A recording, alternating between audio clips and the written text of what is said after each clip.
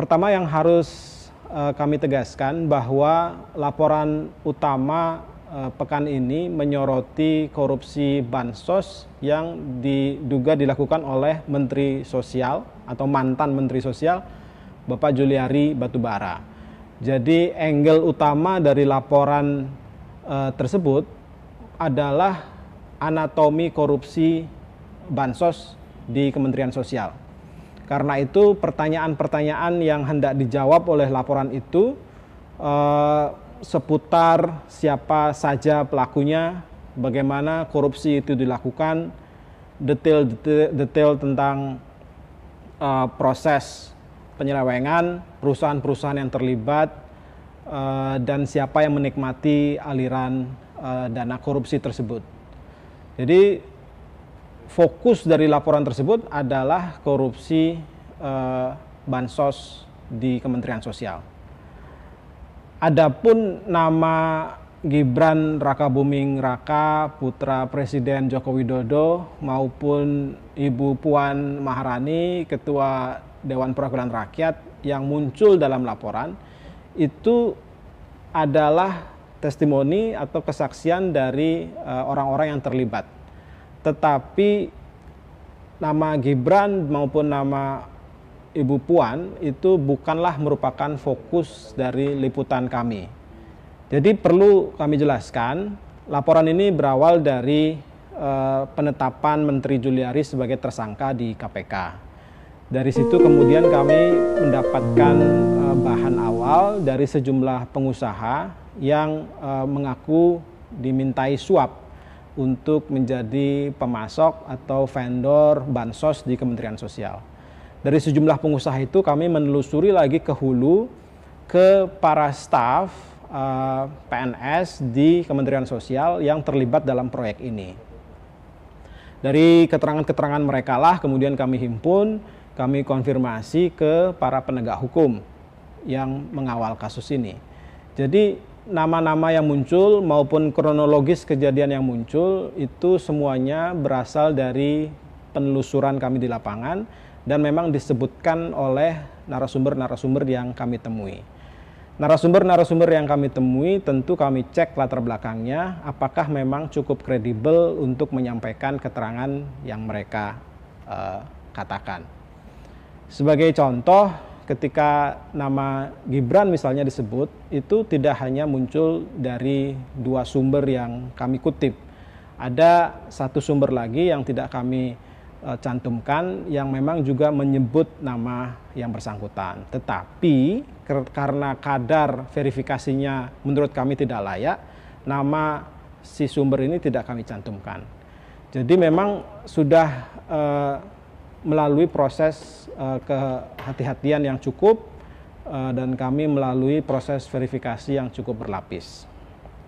Nah, adapun proses konfirmasi, dalam proses konfirmasi kami akui kami tidak berhasil mendapatkan jawaban dari Gibran maupun Puan. Lagi-lagi ini bukan karena keterbatasan upaya.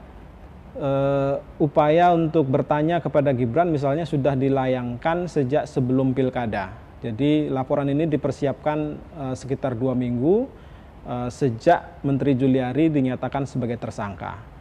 Dan ada pertanyaan juga dari halayak yang menyebutkan kenapa ada catatan redaksi, ada tambahan yang muncul di laporan digital Tempo. Nah, tambahan pernyataan itu atau catatan redaksi itu merupakan kewajiban jurnalistik, merupakan bagian dari kode etik. Jadi kalau kami mendapatkan konfirmasi setelah waktu penayangan, maka kami diharuskan oleh kode etik menambahkan dalam laporan digital yang sudah terbit tanpa mengubah judulnya. Jadi tambahan konfirmasi dari pihak Sritex maupun dari pihak Bambang Wuryanto dari PDI Perjuangan itu tidak mengubah esensi dari liputan, namun menambah kelengkapan konfirmasi. Ada juga pertanyaan mengenai nama-nama yang disamarkan atau yang disebut hanya dengan inisial. Nah, di dalam redaksi Tempo itu ada beberapa derajat verifikasi untuk sampai bisa menyebut nama seseorang dalam laporan. Yang paling sederhana, yang paling standar adalah bahwa nama tersebut harus terungkap atau disebut oleh lebih dari satu orang, lebih dari satu sumber. Nah, nama-nama misalnya ketua sebuah komisi di parlemen atau pejabat badan audit keuangan atau nama staf dari Ibu Puan, itu semua adalah nama-nama yang memang disebut oleh satu sumber yang cukup kredibel, otoritatif, tetapi belum cukup lengkap verifikasinya. Karena itu kami masih terus mencari bukti-bukti tambahan agar nama-nama tersebut bisa diungkapkan. Ada juga pertanyaan tentang kutipan staf Kemensos yang menyebut bahwa ini jatah anak Pak Lurah. Banyak pertanyaan yang menuding bahwa kalimat berikutnya yang mengaitkan Pak Lurah dengan Pak Joko Widodo, Presiden Joko Widodo, itu adalah tafsir majalah Tempo.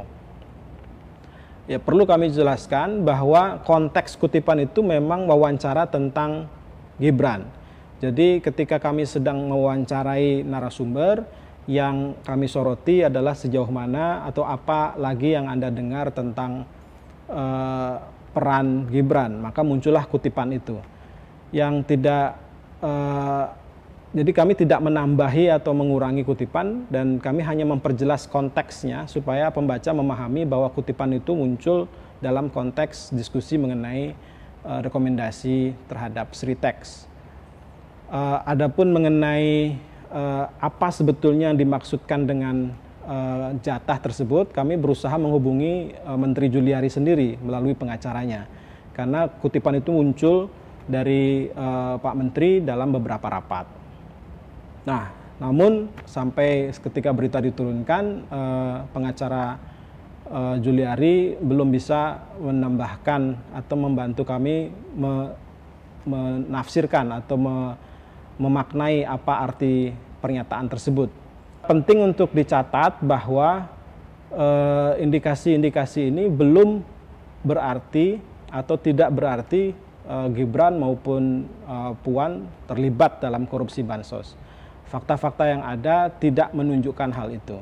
Tetapi ini baru indikasi-indikasi yang tentu harus ditelusuri lebih lanjut.